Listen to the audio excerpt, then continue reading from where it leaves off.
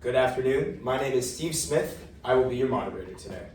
Thank you for joining us for what promises to be an enlightening discussion on a topic that touches the lives of millions: immigration. This phenomenon affects society and the economy, from legal frameworks to business dynamics and even the trade sector. We have three distinguished panelists with us today to explore the impact of immigration from their unique vantage points. We aim to shed light on how immigration shapes, challenges, and benefits different sectors of our communities. Our panelists today: Maria Cibaja, an immigration lawyer out of San Antonio, Texas. An immigrant from Costa Rica herself, Maria brings a unique perspective to this field. Juan de la Rosa Montiel is the founder and CEO of a major industrial solutions company out of Tempe, Arizona. The son of Mexican parents and raised in Mexico, he now lives in Tempe with his two kids. And Espergencio Gomez is a construction worker and plumber working in Los Angeles, California. Mr. Gomez immigrated to the US from Guatemala in 1999. Thank you very much for joining us, everybody. Thanks. Thank you. We'll start with our first question today for Ms. Cibaja. As you work with immigrants on a daily basis, could you share how immigration laws are impacting individuals seeking new opportunities in this country, and what this looks like on a personal level for you? Thank you, Steve, and good afternoon, everybody. First, as an immigrant myself, I can tell that the biggest problem here is that there is a very low awareness in the whole country. So since there are very few laws that allow the development of everybody here, like as an immigrant, there are very few laws that work in favor of the labor rights for us. So temporary residence, starting there, for work does not allow obtaining funds from alternative sources. So in general, there is a very low grade of awareness in the country. So it's super difficult. Absolutely, and you see these families struggle with it when they're traveling up here. Yeah, absolutely. Yeah, fantastic insights. Thank you very much. And Mr. De La Rosa, for you, from a corporate perspective, how does immigration enhance innovation in your company and abroad and contribute to business growth? Yeah, first of all, good afternoon, people. I'm very glad I'm here to share my opinion, my perspective of a corporate vision of this topic.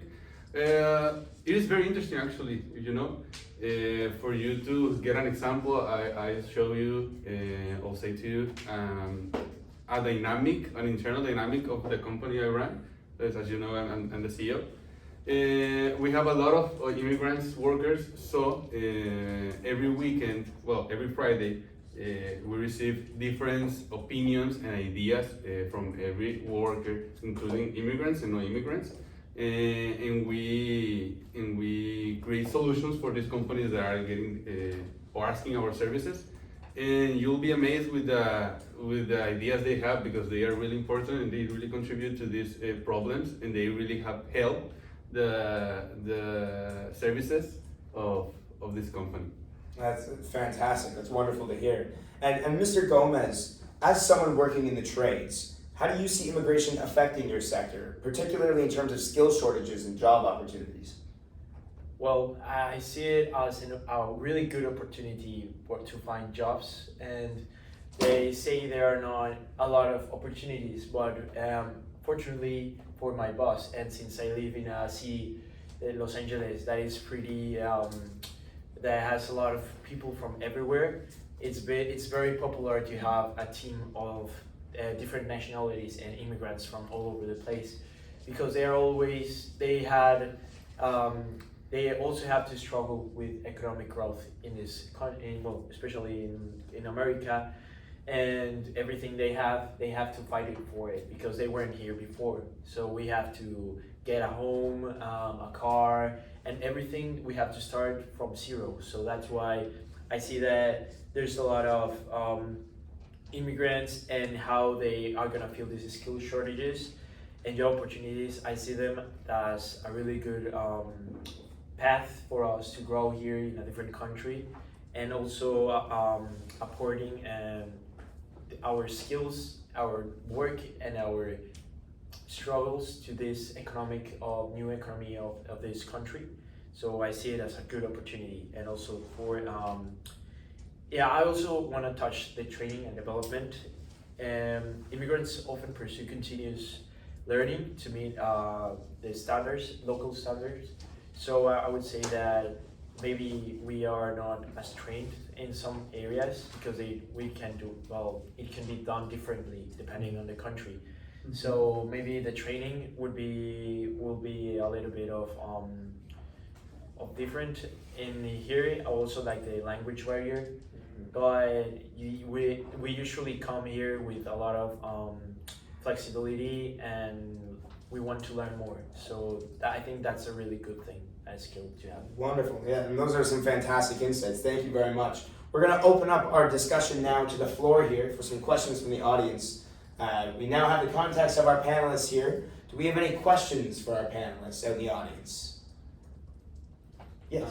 For the CEO of Juan de la Rosa, Yeah. I have a question. If when like giving work to immigrants, there is like some worries about their presence and finding them so they can like complete the work, or if there is no worries when you're like giving them work, like contracting.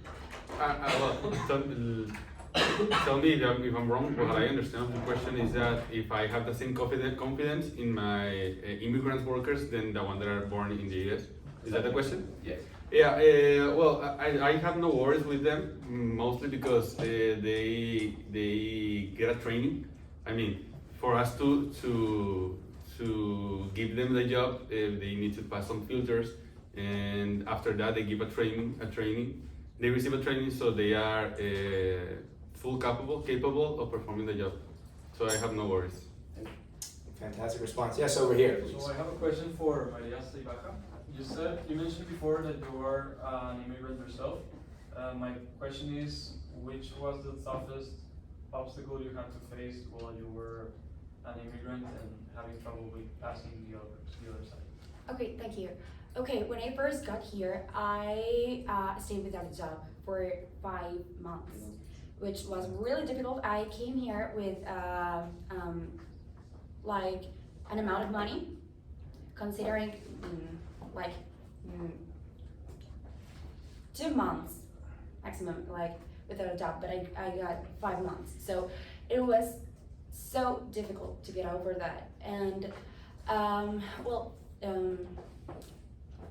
thankfully I got the help of a family. I got here, I met a family, and they helped me out. They told me I could get their help as soon as I got a job, and but yeah, that was the biggest trouble I got. Those were 5 months in which I couldn't get over it myself, and yeah, thankfully I got that help. But if it hadn't been that way, it would have been a terrifying experience. That's good to hear. Perfect. Thank you for that question. And do we have any more questions out from the audience? Any more questions today for our lovely panelists up here? Yes. I have a question for Mr. Gomez. Mr. Gomez. In this country, do you feel that the opportunities that you're getting are the ones that you deserve, or would you like something better? Very interesting question. I